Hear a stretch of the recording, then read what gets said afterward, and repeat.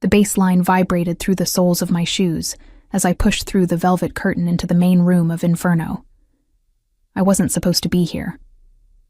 Architects who specialized in historical renovations didn't usually find themselves in South End clubs at 11 on a Wednesday night, but my client had been insistent. Mr. Chen wanted his new restaurant to have that Moretti vibe, and apparently the only way to understand it was to experience Dante Moretti's flagship establishment firsthand. I'd heard the name whispered in the same breath as warnings. Moretti. The kind of surname that made contractors suddenly remember prior commitments and city inspectors develop selective blindness. But standing here, surrounded by exposed brick that had been restored with obsessive attention to detail and industrial lighting fixtures that somehow managed to look both vintage and modern, I could understand the appeal. Whoever had designed this space understood bones, the skeleton of a building, the way old structures breathed. My messenger bag slipped off my shoulder as I tried to photograph a particularly interesting ceiling beam, and I fumbled to catch it. Papers scattered across the polished concrete floor like autumn leaves. I dropped to my knees, heat flooding my face as I scrambled to gather blueprints, client notes, and the various scraps I'd accumulated throughout the day. "You need some help with that?" I glanced up to find a server in all black watching me with barely concealed amusement. His name tag read, Marco. "I've got it, thanks," I muttered, shoving papers back into my bag with more force than necessary. The music shifted, something with a slower tempo that made the air feel thicker, more intimate. When I stood, bag clutched protectively to my chest. Marco had already moved on to a nearby table where a group of men in expensive suits sat nursing whiskey. One of them looked up as Marco approached, and even from across the room I felt the weight of his gaze. Dark hair swept back from a face that could have been carved from marble. Strong jaw. Eyes that caught the light like polished obsidian. He wore his black shirt with the sleeves rolled to his forearms, revealing the kind of build that came from actual work, not just gym memberships. A thin white scar traced from his left eyebrow to his temple. Dante Moretti. It had to be. I looked away quickly, heat creeping up my neck. I wasn't here to stare at the owner like some starstruck teenager. I was here for research, for my project, for the ceiling beams and the lighting design and absolutely nothing else. I moved to the bar, ordering a sparkling water that earned me a raised eyebrow from the bartender but no comment. For the next 30 minutes, I tried to focus on architectural details, making notes on my phone about the exposed ductwork and the way the original factory windows had been preserved. But my eyes kept drifting back to that corner table, to the man who seemed to command the room's attention without saying a word. When I finally left Inferno, stepping out into the cool October air, I felt like I could breathe again. The club's energy had been intoxicating and suffocating in equal measure. I walked the 3 blocks to where I'd parked my aging Honda, already mentally composing the proposal I'd present to Mr. Chen in the morning. It wasn't until I was home, standing in the kitchen of the narrow townhouse I'd bought 6 months ago, that I realized something was missing. I dumped my bag's contents onto the counter, sorting through the jumble. Blueprints, client contracts, my sketch pad, the takeout menu from the Thai place I'd been meaning to try. But no yellow sticky note. The one with my address scrawled on it, because I'd been too lazy to program it into my GPS that morning. The one I'd stuck to the outside of a file folder. My stomach dropped. It must have fallen out at Inferno, probably when I'd scattered papers across the floor like an amateur. I pulled up the club's website on my phone, found the number, and dialed before I could talk myself out of it. Inferno. The voice was male, clipped, professional. "Hi. I was there about an hour ago, and I think I dropped something. A yellow sticky note? I know it sounds silly, but..." "Hold on." Silence. Then muffled conversation I couldn't make out. A long pause that made my palms sweat. What did the note say? A different voice now, deeper, with an edge that made the question sound less casual than it should have been. "Just my address. I'd written it down earlier today and it must have fallen out of my bag. I'm really sorry to bother you. I just thought, what's your name? Bryn Caldwell. Another pause, longer this time. In the background, I could hear the faint thump of music, the clink of glasses. I found your note, Ms. Caldwell. Something in his tone had shifted, though I couldn't identify what. You can pick it up tomorrow after 6. Ask for me at the door. Dante Moretti. The line went dead before I could respond. I stood in my kitchen, phone pressed to my ear, listening to the dial tone and trying to understand why my hands were shaking. It was just a sticky note, just an address. Nothing worth the intensity I'd heard in his voice, nothing worth the way he'd asked my name like it mattered. I looked around my kitchen, at the exposed brick I'd painstakingly cleaned myself, at the original crown molding I'd restored. This house had been a steal, way below market value even for the neighborhood. The realtor had been almost too eager to close the deal, had barely blinked when I'd offered $10,000 under asking. I'd thought I was lucky. Now, standing alone in the silence, I wondered what I'd bought. Outside, rain began to fall, tapping against the windows like fingers asking to be let in. I walked through the first floor, checking locks I'd checked an hour ago, peering out windows at the empty street. Hanover Street. A quiet block in a neighborhood that was gentrifying but still rough around the edges. The kind of place where you kept your head down and minded your business. The previous owner had died, the realtor had told me. Estate sale, everything as is. I'd been so excited about the bones of the house, the Victorian details that had survived decades of neglect, that I hadn't asked questions. Hadn't wondered why someone would leave a place like this to languish. My phone buzzed with a text from my best friend Rachel. How was the mobster bar? Get any good design ideas or just good gossip? I typed back, just design stuff. Nothing exciting. The lie felt necessary, though I couldn't have explained why. I set my phone down and went upstairs to bed, trying to ignore the way shadows seemed to move in the corners of my vision, trying not to think about the note with my address now in the hands of a man whose last name carried weight like a threat. Sleep came eventually, fitful and full of dreams I couldn't quite remember when I woke.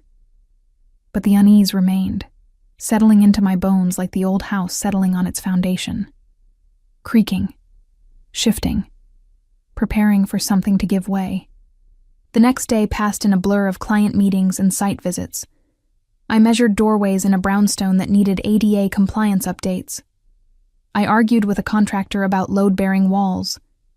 I ate lunch standing up in my office, a converted bedroom in my house where blueprints covered every surface. By 5:30, I'd almost convinced myself not to go back to Inferno. The note didn't matter. It was just an address, easily available through public records. I could let it go. But curiosity gnawed at me. And something else, the memory of that pause on the phone, the way Dante Moretti had said my name like he was testing the shape of it. I changed into clean jeans and a black sweater, tied my dark hair back and applied minimal makeup. Not trying to impress anyone, I told myself. Just being presentable. Professional. The drive to Inferno took 20 minutes through rush hour traffic. By the time I parked, the sun had set, painting the sky in shades of purple and gold. The club's exterior was understated. No neon signs or velvet ropes, just a subtle brass placard beside a heavy wooden door.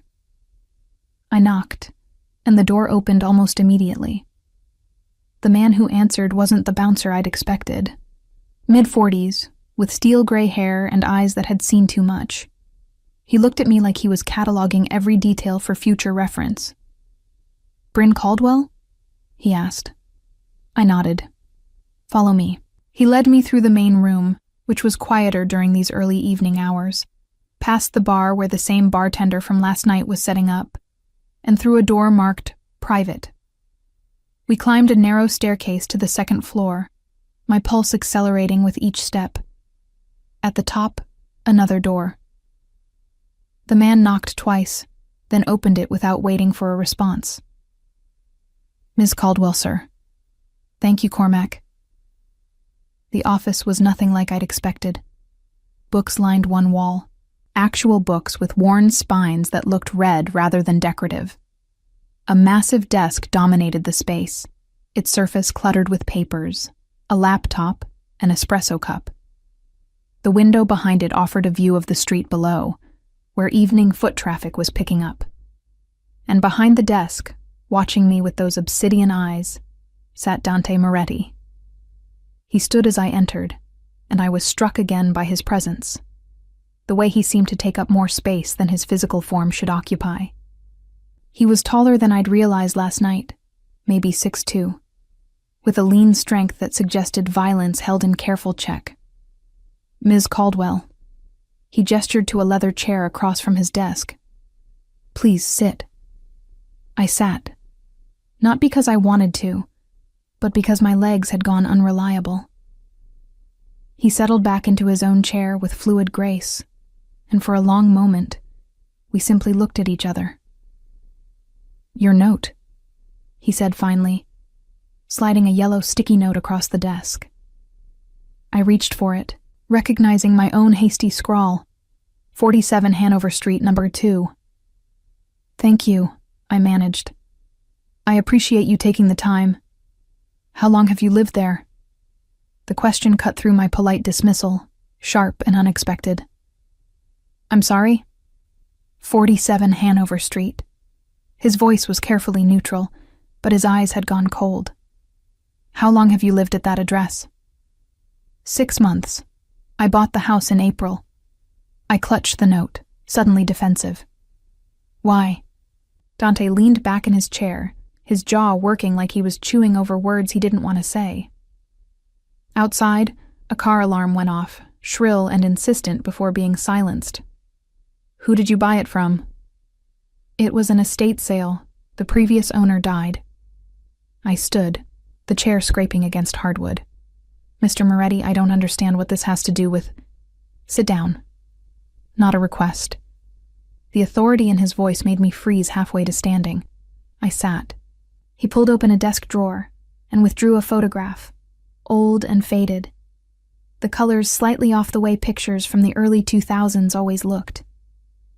He placed it on the desk between us, and I found myself looking at a young woman with dark hair and Dante's eyes, laughing at something off camera. She stood in front of a house I recognized immediately, the elaborate Victorian trim, the bay window, the iron railing on the front steps. My house. Her name was Leona, Dante said, his voice carefully devoid of emotion. She was my sister. And 12 years ago, she walked into that house and never walked out. I stared at the photograph, at the girl who couldn't have been more than 20, whose smile was so bright it seemed to illuminate the old paper. My throat had gone dry. I don't understand, I whispered. Dante took the photo back, studying it like he'd memorized every pixel long ago, but still needed the reminder. Neither do I. Not completely. He looked up at me, and I saw something beneath the careful control. Raw grief, barely contained fury. She was 21, art student at BU. She told me she was meeting a friend on Hanover Street. He paused. That was the last time anyone saw her alive. The room felt too small suddenly, the air too thick. The police filed a missing persons report, investigated for 6 months before the case went cold. His jaw tightened. Leona disappeared on October 14th, 2012.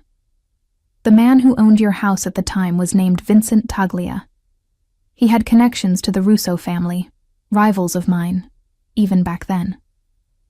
I processed this, my architect's mind automatically organizing the information into a timeline, a structure I could understand. You think he was involved? I think Vincent Taglia knew what happened to my sister. But he died of a heart attack in 2018 before I could prove anything. Dante stood, moving to the window, his back to me. The house sat empty for years. The Russos wanted nothing to do with it. Bad luck, they said. Bad energy. Eventually, it went to auction. And I bought it. My voice sounded distant, like it belonged to someone else. He turned, and the look he gave me was calculating, assessing. You bought it 6 months ago. You're an architect. You work out of your home. You have no family in Boston, no connections to anyone in my world or theirs. He rattled off facts about my life like he was reading from a dossier, which he probably was. Either you're very unlucky or very stupid, or you know exactly what you walked into. Anger flared, hot and bright, cutting through the shock. I am an architect. I bought a house that needed work in a neighborhood I could afford. That's it. I stood, matching his intensity with my own. I had no idea about your sister, about Vincent Taglia, about any of this. I just wanted a project, a home, something that was mine. He studied me for a long moment, and I had the distinct impression I was being evaluated against criteria I didn't understand. Finally, he nodded slightly, like I'd passed some invisible test. Okay. Okay, I repeated. That's it? You grill me about my entire life, tell me my house might be connected to your sister's disappearance, and now you're just going to figure out what really happened in that house. He moved back to his desk, but didn't sit. Starting with a thorough investigation of the property, I'm sure you understand. I didn't understand anything. My hands were shaking again, so I shoved them into my pockets. Mr. Moretti, Dante. He said it like a concession. If we're going to be working together, you should call me Dante. Working together? My voice climbed. I'm not working with you. I'm not involved in whatever this is. You became involved the moment you dropped that note. His expression softened slightly, though his eyes remained sharp. Look, I understand this is a lot to take in, but you live in the last place my sister was seen alive. Whether you knew it or not, you're connected to this. I'll sell the house. To whom? He tilted his head. The minute word gets out about its history, no one will touch it. And even if they did, do you think that changes anything? Do you think I'll stop looking for answers just because you moved? He was right. And we both knew it. I sank back into the chair, suddenly exhausted. Outside, the city was coming alive for the night. Restaurants filling, clubs opening, people living normal lives that didn't include conversations about missing sisters and cursed houses. What do you want from me? I asked finally. Permission to search your house. Thoroughly. He sat down across from me again, and his voice gentled. I've spent 12 years looking for my sister Bryn. 12 years wondering what happened, knowing in my gut that Taglia knew something. Now I have a chance to find answers. I'm not going to walk away from that.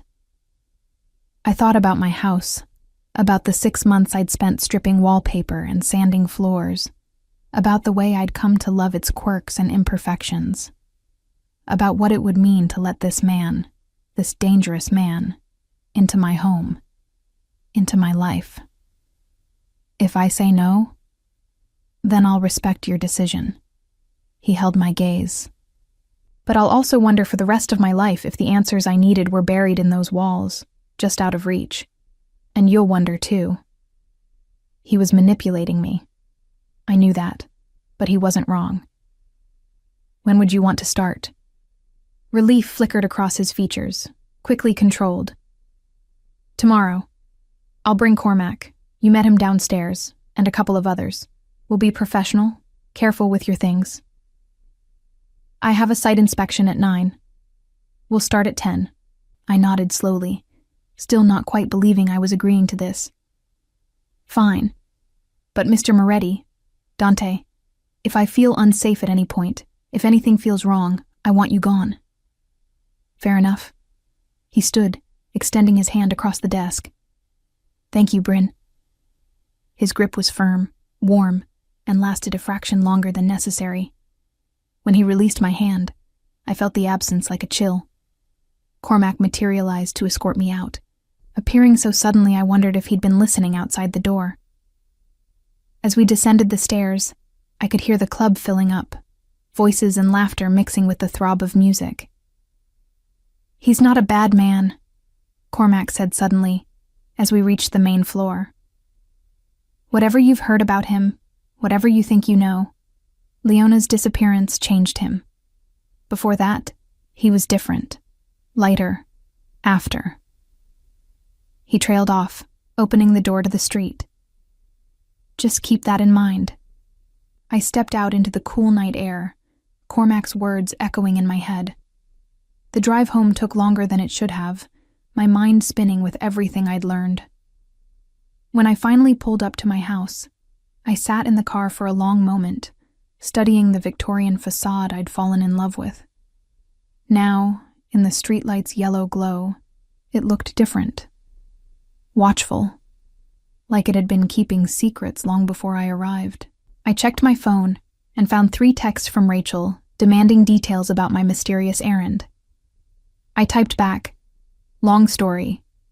Call you tomorrow?" Her response came immediately. "You better, and I want all the tea." Inside, the house felt the same as always. The creak of the 3rd stair, the draft from the window in the kitchen I kept meaning to seal, the way the radiators clanked to life as the heat kicked on. But I moved through the rooms, seeing them differently now, wondering what had happened within these walls 12 years ago. The 2nd floor held 2 bedrooms and a bathroom.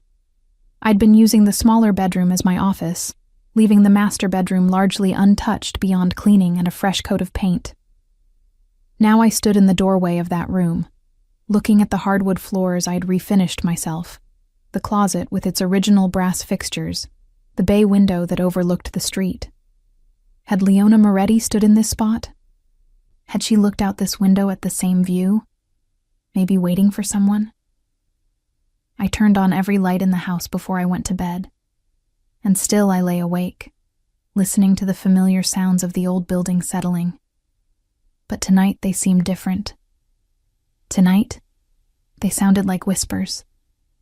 Morning came too early, dragging me from dreams I couldn't remember, but that left me unsettled.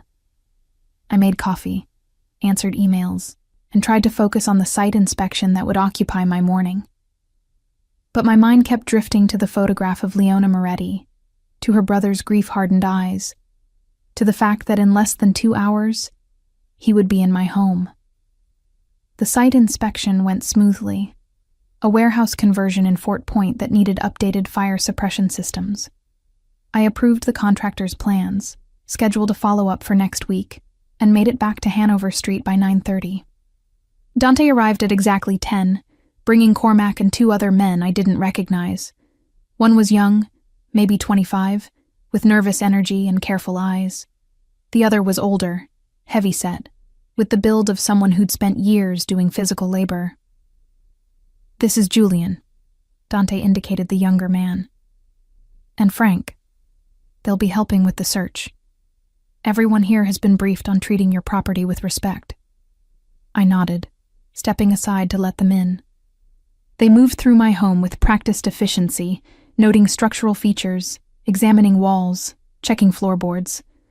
Dante walked slowly, his gaze taking in every detail. "You've done good work here," he said, running his hand along the restored crown molding in the living room. "Original details?" "As much as I could preserve. Some things were too damaged, but most of it cleaned up well." I wrapped my arms around myself, suddenly self-conscious about having these men in my space. "The kitchen's completely gutted and rebuilt. It was a disaster when I bought the place." He nodded, moved to the window. Leona loved old houses. She was always dragging me to open houses, showing me Victorian trim and original fireplaces. A ghost of a smile crossed his face. "She would have loved what you've done here." The compliment felt heavy with meaning I didn't want to examine. "Thank you." For the next 3 hours, I tried to work in my office while the sounds of their search echoed through the house. Cormac was systematic and quiet. Frank moved furniture carefully, inspecting behind and beneath. Julian took measurements, making notes on a tablet. And Dante supervised it all, his presence somehow both commanding and unobtrusive. At noon, I went downstairs to find them in the basement, the one area I'd left mostly untouched. The space was raw brick and concrete, with an old furnace in one corner and wooden storage shelves along the walls. Dante was examining the mortar between bricks, his expression intent. "Anything?" I asked. "Maybe." He indicated a section of wall near the furnace. "This mortar's different. Newer, like someone patched it within the last decade or so." Frank moved closer, pulling out a small tool I recognized as a masonry probe. He tested the mortar carefully, frowning. "Definitely different consistency. Want me to open it up?"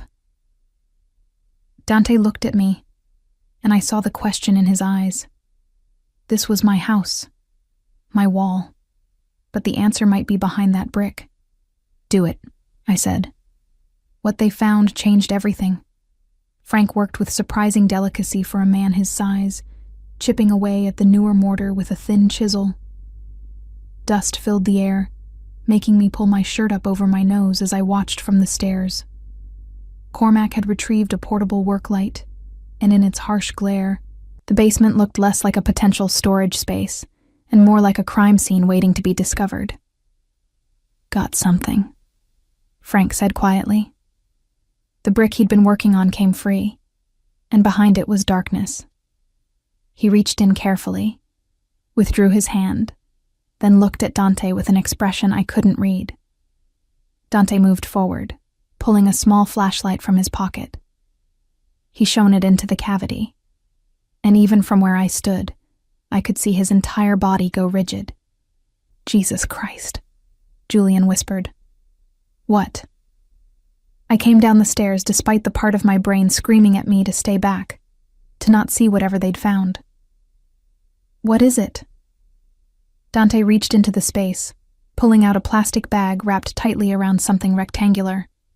He carried it to the makeshift table Frank had set up, an old door balanced on sawhorses, and carefully opened the bag. Documents. Dozens of them, yellowed with age but still legible. Photographs. A small notebook with a leather cover. "Don't touch anything else," Dante instructed Frank, his voice tight. There might be more. I moved closer to the table, my heart hammering. The photographs showed men I didn't recognize, some in what looked like restaurant settings, others in private spaces, offices, warehouses. One shot captured a handshake between two men, both in expensive suits, both looking around nervously like they knew they shouldn't be photographed. Dante picked up the notebook with careful hands, flipping through pages covered in dense, slanted handwriting. His jaw worked as he read, a muscle ticking beneath his skin. "What is this?" I asked. "Who wrote this?" "Vincent Taglia." Dante's voice was flat, controlled, but I could hear the fury underneath. "It's a ledger. Transactions. Payoffs, arrangements between the Russos and various city officials." He looked up at me. "Insurance." He was documenting everything in case he needed leverage. But why hide it in the walls? Because even the Russos didn't know he had it. Cormac had moved to look over Dante's shoulder, his expression grim. If they'd known Vincent kept records like this, they would have killed him long before a heart attack could. I wrapped my arms around myself, suddenly cold despite the stuffiness of the basement. So this is what he was protecting. This is why he... I couldn't finish the sentence. Why he might have killed a 21-year-old art student who stumbled onto his secret. Dante set the notebook down carefully, then looked directly at me. "I need to know everything about when you bought this house. Every conversation with the realtor. Every piece of paperwork. Every detail about the estate sale." It was straightforward, or I thought it was. I tried to remember specifics, but it had been 6 months ago, and I'd been so excited about the property that I hadn't asked many questions. The realtor said the previous owner died without a will, no family. The house went through probate and ended up at auction. I bid, I won. I closed 3 weeks later. Who was the realtor? Jennifer Park. She works for Northeast Properties. Dante pulled out his phone, typed something, then handed it to Julian. Find out everything about Jennifer Park and that transaction. Who else bid on the house? Who handled the probate? All of it. Julian nodded and disappeared up the stairs, already making calls. Frank, Dante continued, keep searching. If there's one cache, there might be others. On it, boss. Dante turned to me. You should probably go upstairs. This might take a while. I should have. I should have gone back to my office, buried myself in work, pretended this wasn't happening. But I couldn't move. I stood there staring at the documents that might hold answers about what happened to Leona Moretti, about why a young woman disappeared, about the history of violence that had seeped into the walls I now called home. Tell me about her, I said softly. About Leona. Something shifted in Dante's expression, the hard lines softening just slightly. She was brilliant. Drove me crazy, but brilliant. Wanted to be a painter, but she was actually better at sculpture. She could see things in pieces of metal and wood that no one else could see. He picked up one of the photographs, not from the documents, but one he carried in his wallet. The same girl from the picture in his office, but younger, maybe 17, laughing at something off camera. She was supposed to be safe. I made sure she was safe. And then... I'm sorry, I said, the words painfully inadequate. He nodded, slipping the photo back into his wallet. We'll find out what happened. Whatever's hidden in these walls, whatever Taglia documented, we'll find the truth. The search continued for another 3 hours. Frank found 2 more hidden compartments, both containing additional documents. By the time they finished, the basement table was covered with evidence of a decade of criminal activity. Names, dates, amounts, photographs of transactions and meetings. This could bring down half the Russo organization, Cormac said quietly, studying a particularly damning series of photographs. Judges, cops, city council members. It's all here. Which means it's dangerous as hell, Dante replied. If the Russos find out these documents exist, they'll do whatever it takes to destroy them. And anyone who's seen them. His gaze met mine, and the implication was clear. By agreeing to let him search, I'd put myself in danger. By being here, by seeing what they'd found, I'd become a liability to people who solved problems with violence. You need to leave, I said. Take the documents and go. I don't want any part of this. Too late for that. Dante's voice was gentle but implacable. The moment we opened that wall, you became part of this. The Russos have eyes everywhere. They might already know we're here, might already have people watching this house. Fear cut through me, sharp and cold. Then what do? You let me protect you. He moved closer, and I could smell his cologne, something with notes of cedar and smoke. Until we figure out what to do with this information, until we know who we can trust, you need security. I don't need... Yes, you do. His tone left no room for argument. Cormac will stay here tonight. Tomorrow we'll move you somewhere safer while we determine our next steps.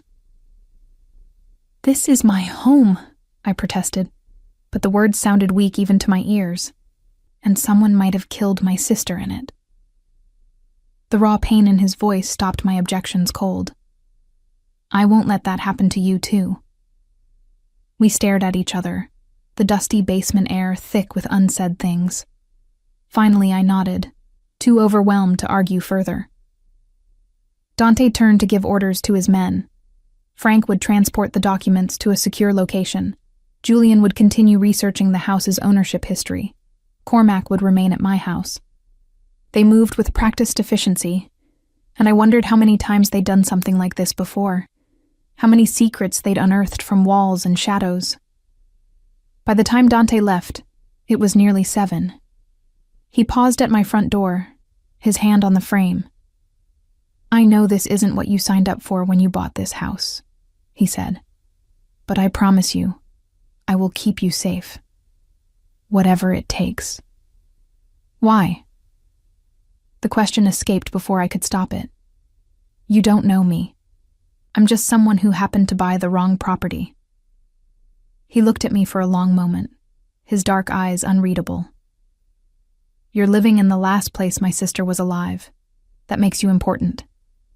He hesitated, then added quietly, "And maybe because you remind me of her. The way you looked at those crown moldings earlier, the way you talk about the bones of old houses. That's how Leona talked about her art. Like she could see something no one else could see."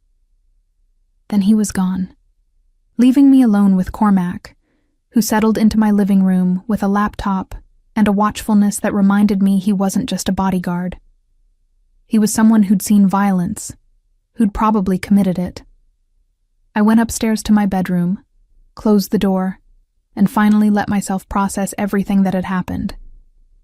In the span of 24 hours, my simple life, work, home renovation, quiet evenings with takeout and Netflix, had exploded into something complicated and dangerous.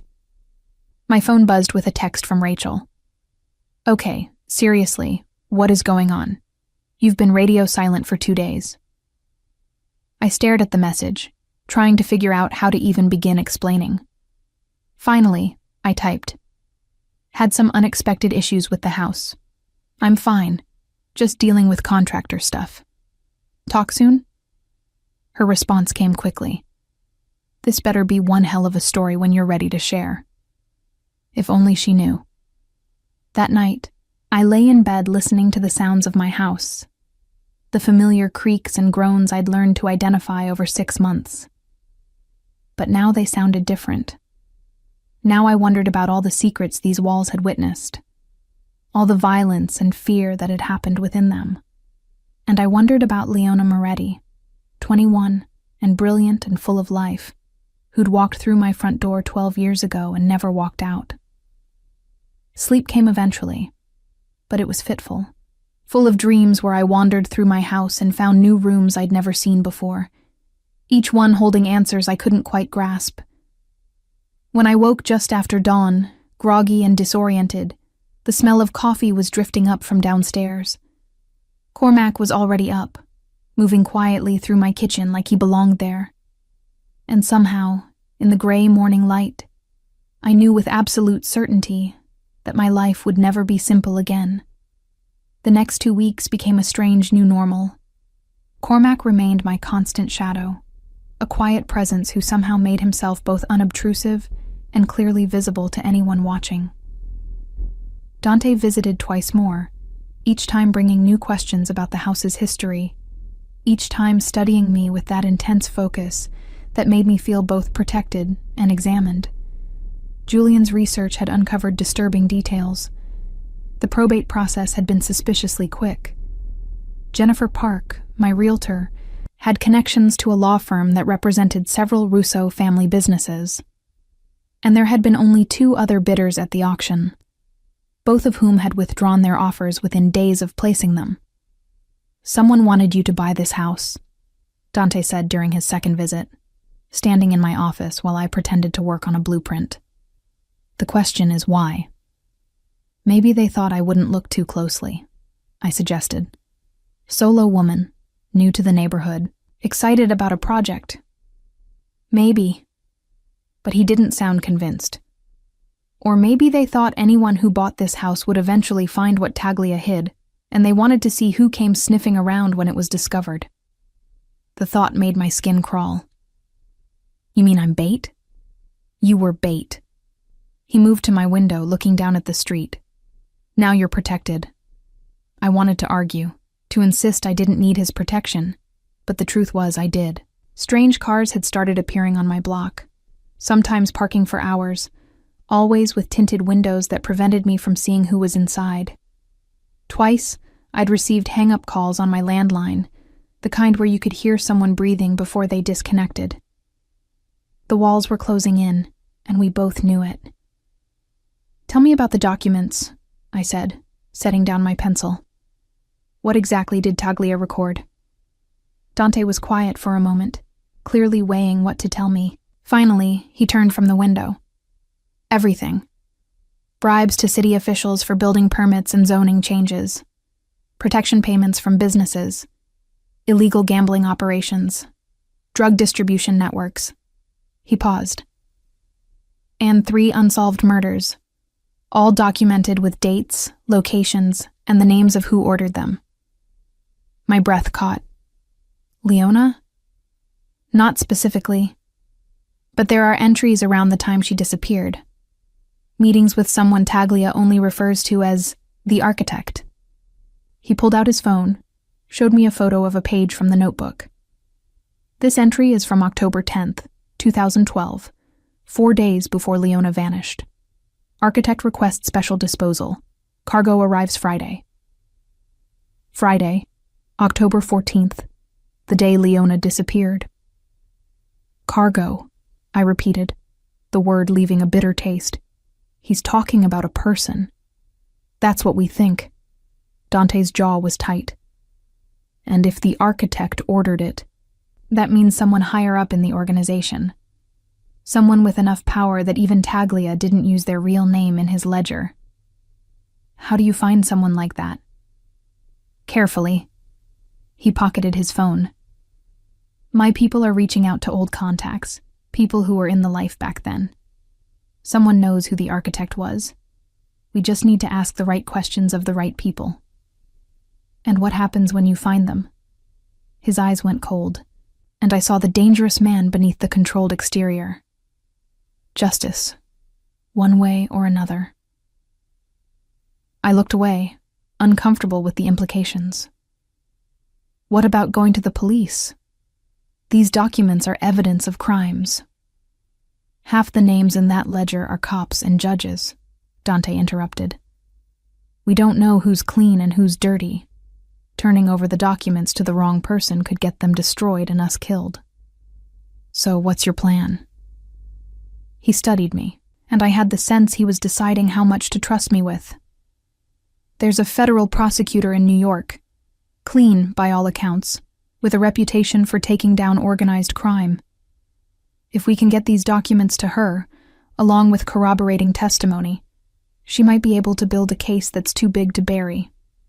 Testimony from whom? People who were there, people who saw things. He paused. People like you. I stood, pacing the small office.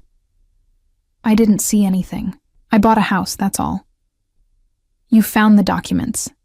You can authenticate where they came from, how they were hidden. His voice was patient, like he was explaining something to a child. In a case like this, every piece of evidence needs a chain of custody. You're part of that chain. I could refuse. You could. He didn't move, but somehow his presence seemed to fill the space. But then what? You think the Russos will just forget about you? That whoever wanted you to find these documents will shrug and move on? He was right, and I hated it. When do we reach out to this prosecutor? Soon. But first we need more information. We need to know who the architect is, why they wanted Leona dead, and whether they're still active. He moved toward the door, then paused. There's someone I want you to meet. Tomorrow night, dinner at Inferno. She knew Taglia back in the day, might be able to fill in some gaps. Who is she? Someone who survived a long time in a dangerous world.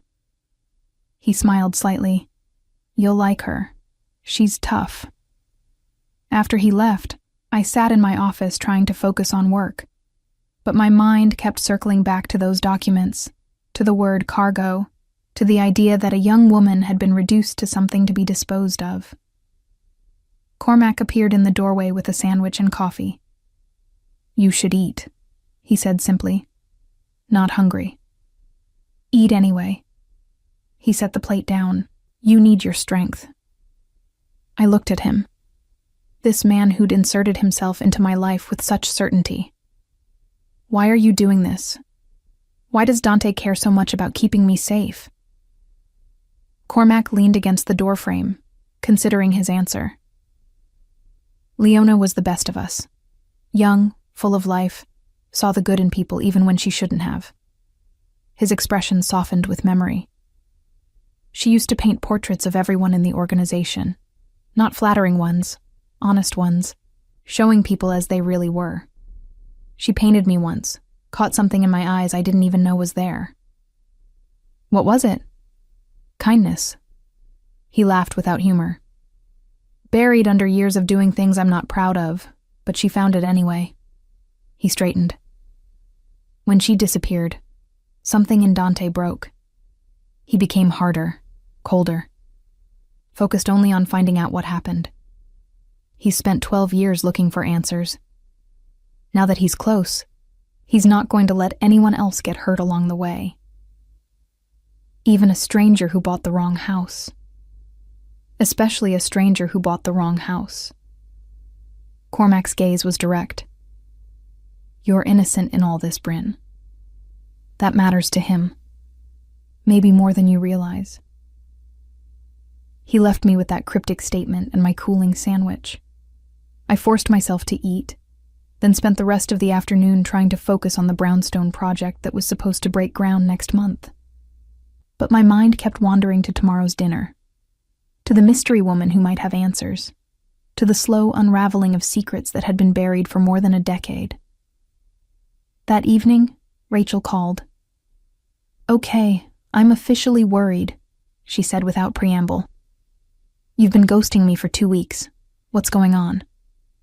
I looked at Cormac, who was reading in my living room, then stepped out onto my small back patio where I could speak privately. It's complicated, Rach. House stuff that turned into more than house stuff. Are you in trouble? Do you need help? I'm not in trouble, I lied. Just dealing with some unexpected issues. I promise I'll explain everything soon. She was quiet for a moment. You'd tell me if you were in danger, right? The question made my throat tight. Right. After we hung up, I stood in the cooling October air, watching shadows lengthen across my small yard. Somewhere in this city, someone was watching, waiting to see what I'd do with the information hidden in my walls. And somewhere, maybe, the person who'd ordered Leona Moretti's death was going about their life, confident that their secrets would remain buried. But secrets had a way of surfacing, especially when someone like Dante Moretti refused to let them stay hidden. Inferno looked different on a Tuesday evening. Less crowded, more intimate, with low lighting that cast everything in shades of amber and shadow. Dante met me at the door, nodding to Cormac who'd driven me, then guiding me through the main room to a private alcove in the back. A woman sat alone at the table, nursing a glass of wine. She looked to be in her early 60s, with silver-streaked dark hair pulled back in an elegant chignon, and sharp eyes that missed nothing. She wore a simple black dress that probably cost more than my monthly mortgage, and her posture suggested both grace and wariness. Isolde, Dante said. This is Bryn Caldwell. The woman extended her hand, her grip firm and appraising. The architect who bought Vincent's house. I've been hearing about you. We sat, and Dante ordered wine for me, whiskey for himself. Isolde waited until the server had disappeared before speaking again. Dante tells me you found Vincent's insurance policy. Her voice carried a faint European accent I couldn't place. German, maybe, or Austrian. That must have been quite a shock. That's one way to put it. I sipped the wine, grateful for something to do with my hands. He also said you knew Taglia. I knew everyone back then. A slight smile curved her lips. I was the person you called when you needed information. Who was sleeping with whom? Who was skimming profits? Who was planning to turn informant? I made it my business to know things. And you worked for the Russos? I worked for myself, she corrected. I provided information to whoever paid the best, including, occasionally, Vincent Taglia. Dante leaned forward. Tell her about the architect. Isolde's expression grew serious. The architect wasn't a person. It was a title, given to whoever was orchestrating the Russo family's expansion into legitimate businesses. Real estate development, construction contracts, city planning, all funneling dirty money into clean projects. Understanding dawned. And Leona found out about it. That's why she was killed. That's my theory. Isolde swirled her wine. Vincent was sloppy, kept too many records. I warned him, but he was paranoid, needed insurance. Leona must have seen something. Documents, maybe, or photographs. Something that connected the architect to specific crimes. Who was it? I asked. Who was the architect? Isolde met my gaze directly. That, my dear, is the question everyone wants answered. Because whoever held that position 12 years ago might still be in power. And they've had a dozen years to bury their secrets deeper. A chill ran through me. Then we're looking for someone who's been planning this for years, who knew those documents existed and wanted them found. Maybe. Dante's jaw was tight. Or maybe they thought the documents were destroyed with Talia. Maybe finding them was an unpleasant surprise. Either way, Isolde said, you're in danger. All of you. The moment word spread that those documents surfaced, people started asking questions. Dangerous people. I've noticed, I said dryly, thinking of the cars watching my house. Isolde reached into her bag and withdrew a small flash drive, setting it on the table between us. This contains everything I know about the architect's operations. Names, dates, business dealings. It's not proof of murder, but it might help you connect the dots. Consider it my contribution to finally putting this ghost to rest. Dante picked up the drive, his expression unreadable. Why help us now, after all these years? Because Leona Moretti painted my portrait once. Isolde's voice softened. She was just a kid, sitting in my gallery, and she asked if she could paint me. Said I had interesting shadows. I let her, thinking it would be a harmless diversion. She smiled at the memory. She painted me as I was, a woman who'd done terrible things but still had some beauty left. It was the most honest thing anyone had ever given me. She stood, gathering her bag. Find who killed her, Dante. And when you do, make sure they face justice. Real justice, not just the kind that ends with a bullet. After she left, Dante and I sat in silence for a long moment. The weight of what we'd learned pressed down on us. The architect could be anyone, I said finally. A developer, a city official, someone in the Russo organization itself. We'll narrow it down. Dante pocketed the flash drive. Julian's good with data. He'll cross-reference Isolde's information with what we found in the walls. Someone's name will surface. And then? Then we build a case so airtight that even corrupt officials can't bury it. He looked at me, his dark eyes intense. But I need to know you're in this, Bryn. Really in this. Because once we start pulling threads, there's no going back. I thought about Leona Moretti, 21, and painting portraits that revealed truth. I thought about my house, built on secrets and violence. I thought about how my simple life had intersected with something larger, something that demanded I make a choice. I'm in, I said. Something shifted in Dante's expression. Relief, maybe, or gratitude. Thank you. We left Inferno together, stepping out into the October night. Cormac was waiting with the car, but Dante waved him off. I'll drive her home. You head back to your place. Get some rest. Cormac looked surprised but didn't argue. After he pulled away, Dante led me to a different car.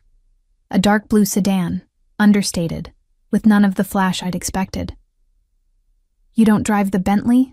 I asked, as we slid into the leather seats. Only when I need to remind people who I am. He started the engine. Most of the time, I prefer to blend in. The drive to my house took 15 minutes through quiet streets. We didn't talk, but the silence was companionable rather than uncomfortable. When he pulled up to my curb, he didn't immediately let me out. "Can I ask you something?" he said. "Sure." "Why architecture? Why old houses?" The question surprised me. They have stories. Every building has a history, layers of people who lived and worked and loved inside its walls. When I restore something, I'm not just fixing broken beams, I'm preserving memory. He nodded slowly. Leona would have understood that. She felt the same way about art. "Tell me more about her," I said. "Not about the investigation, about her. What was she like?" Dante was quiet for a moment, his hands still on the steering wheel. "She was chaos and light. Could never keep her room clean, always had paint on her clothes. But she saw the world differently than everyone else. She'd find beauty in rust stains and broken glass." His voice grew soft. "She made everyone around her better just by being there. I wish I could have met her. She would have liked you. Your whole approach to this, calm, methodical, but with passion underneath. That was her too." We sat in the car, neither of us moving to leave. Outside, my house loomed, Victorian and beautiful and full of secrets. "Dante," I said quietly, "what happens if we find out who the architect is and they're untouchable? Someone with too much power, too many connections. Then we expose them anyway." His voice was hard. "Power doesn't make someone immune to consequences. It just makes those consequences harder to deliver." I finally opened the door, stepping out into the cool night. "Thank you for dinner, and for letting me be part of this." "You're already part of it, Bryn." He smiled slightly. "You became part of it the moment you dropped that note." As I climbed my front steps, I heard his car pull away. Inside, the house was dark, empty now that Cormac had been given the night off. I turned on lights, checked locks, went through the routine I'd developed. But I knew that nothing about my life was routine anymore. I'd stepped into someone else's tragedy, inherited their unfinished story, and now I couldn't leave until I knew how it ended. In my office, I pulled out the files I'd started keeping, copies of documents from Dante, notes from conversations, a timeline I was constructing. I added tonight's information from Isolde, drawing connections between names and dates. Somewhere in this web of information was the truth about what happened to Leona Moretti, and I was going to help Dante find it. 3 weeks after my dinner with Isolde, Julian finally made the connection. I was in my office, working on a proposal for Mr. Chen's restaurant, the project that had started this whole chain of events, when my phone rang. "We found him," Dante said without preamble. "The architect. Can you come to Inferno?" I was there in 20 minutes, my heart hammering the entire drive. Cormac let me into the private office where Dante, Julian, and Frank were huddled around a laptop, their expressions grim. "Thaddeus Voss," Dante said, turning the laptop so I could see. City Planning Commissioner in 2012, now a senior partner at Voss & Associates, one of the biggest development law firms in Boston. I studied the photo on screen, a man in his late 50s with silver hair and an expensive suit, shaking hands with the mayor at some charity function. He looked respectable, successful, completely ordinary. "How did you connect him?" I asked. Julian pulled up a series of documents. Isolde's information showed shell companies used to funnel Russo money into development projects. I cross-referenced them with city planning approvals from 2012. Voss's signature appeared on every single permit for properties owned by those shell companies. "That's not enough for murder," I said. "No." Dante's expression was dark.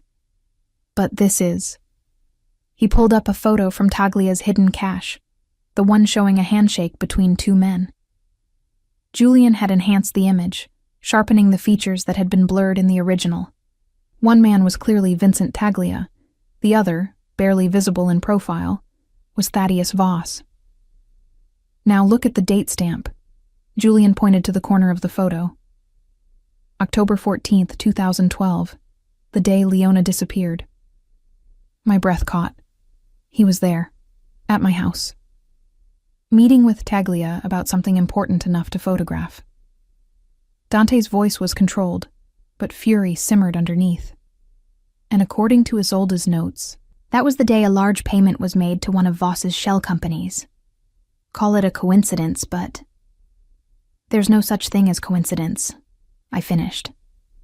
Frank pulled out a thick folder. We've also got testimony from 2 people who were in the Russo organization back then. Both say the architect was untouchable, that he had connections high enough to make people disappear without questions. Voss fits the profile, Cormac added.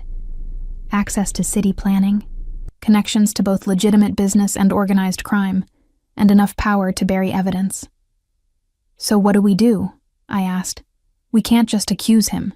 He'll deny everything, use his connections to make the documents disappear. That's where you come in. Dante turned to me. I spoke with the federal prosecutor in New York.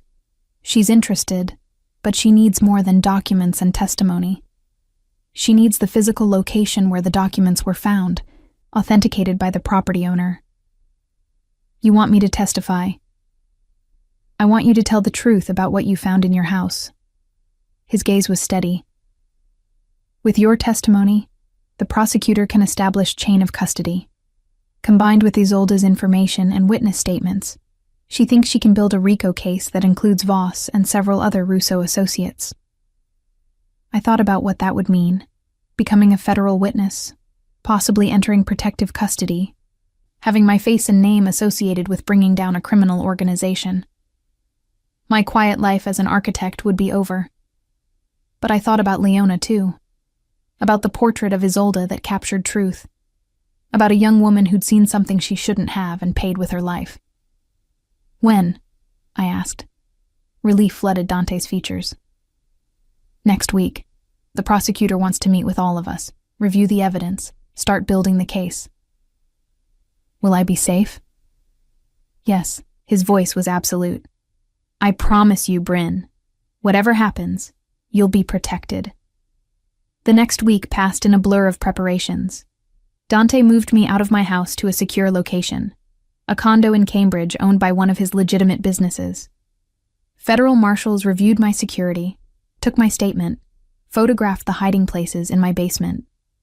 The prosecutor, a sharp-eyed woman named Catherine Reyes, asked 1,000 questions and seemed satisfied with my answers. This is good, she told Dante during one meeting.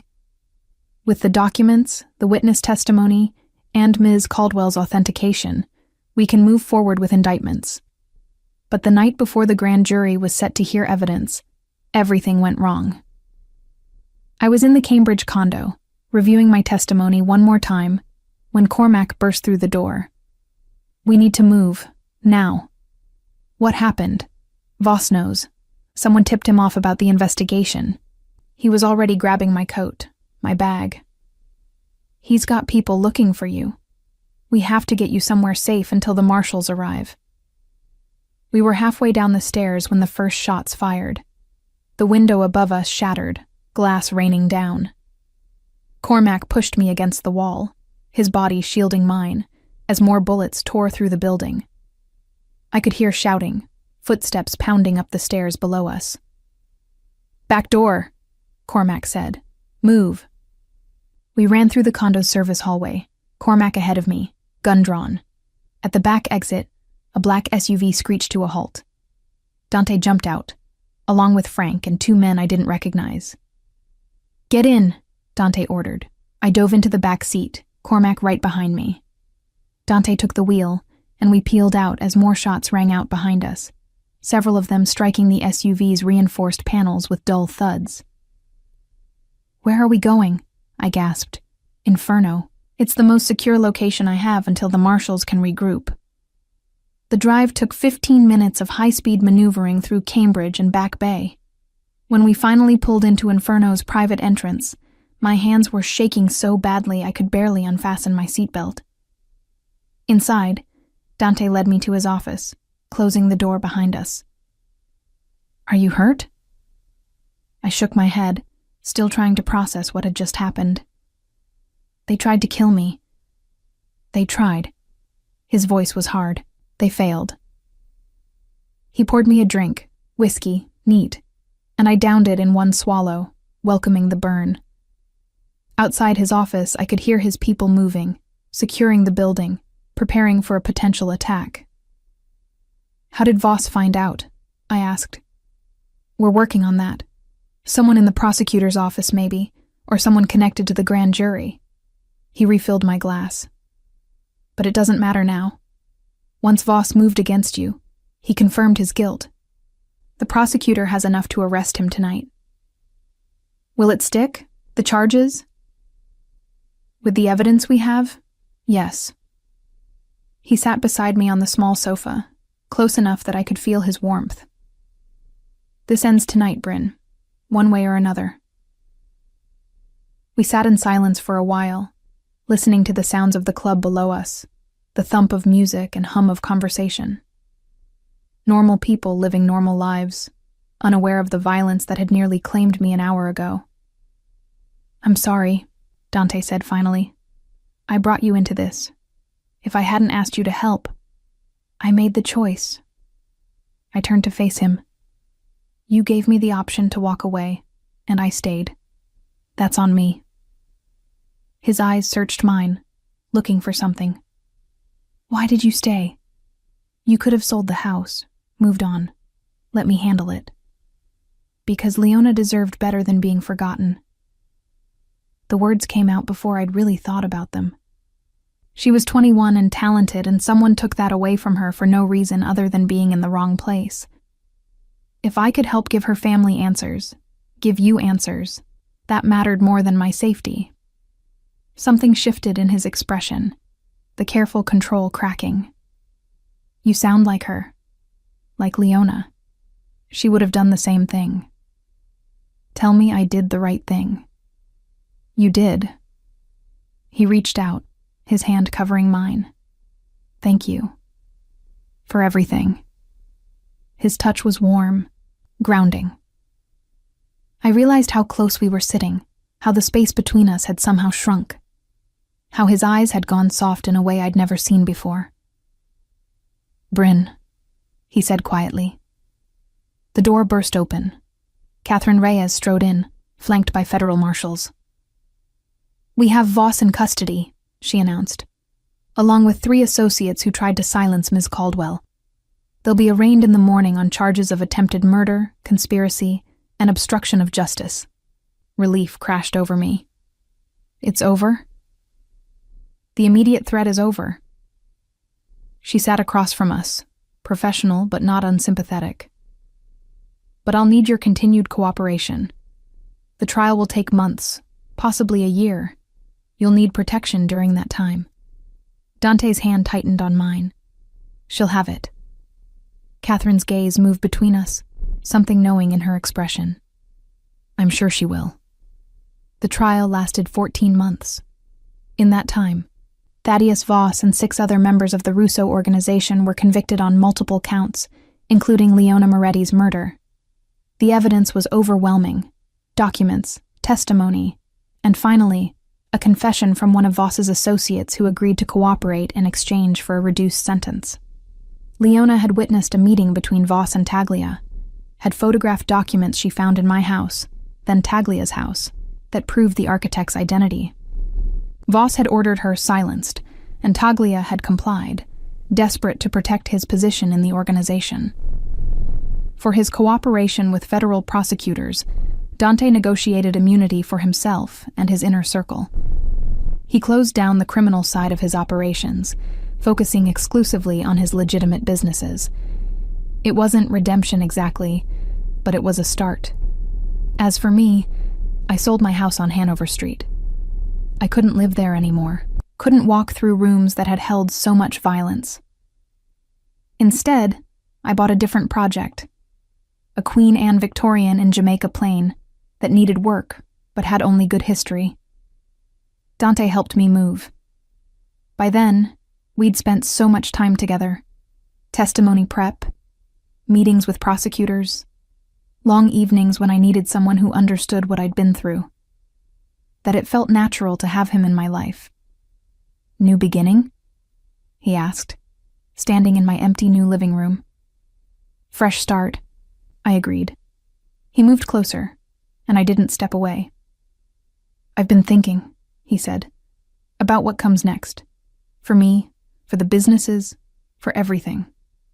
And I'd like you to be part of it. He smiled slightly. Not just as a friend, as more, if you're interested.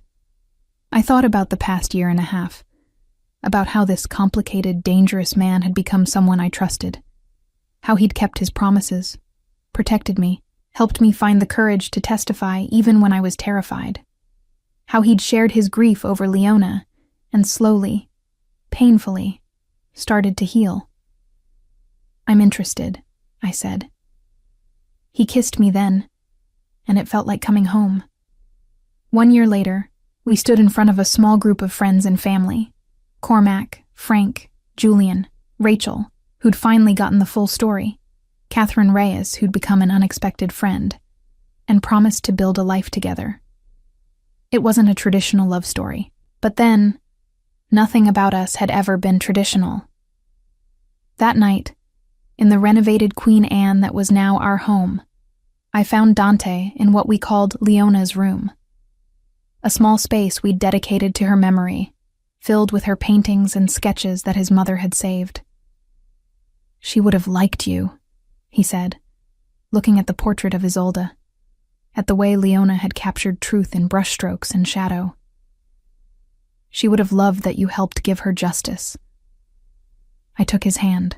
I didn't do it alone. No. He smiled, pulling me close. But you did it. That matters. We stood there together, looking at Leona's art, at the beauty she'd found in a broken world. And I understood then what she'd been trying to show, that even in darkness, even in the middle of violence and fear, there was still light to be found. You just had to be brave enough to look for it.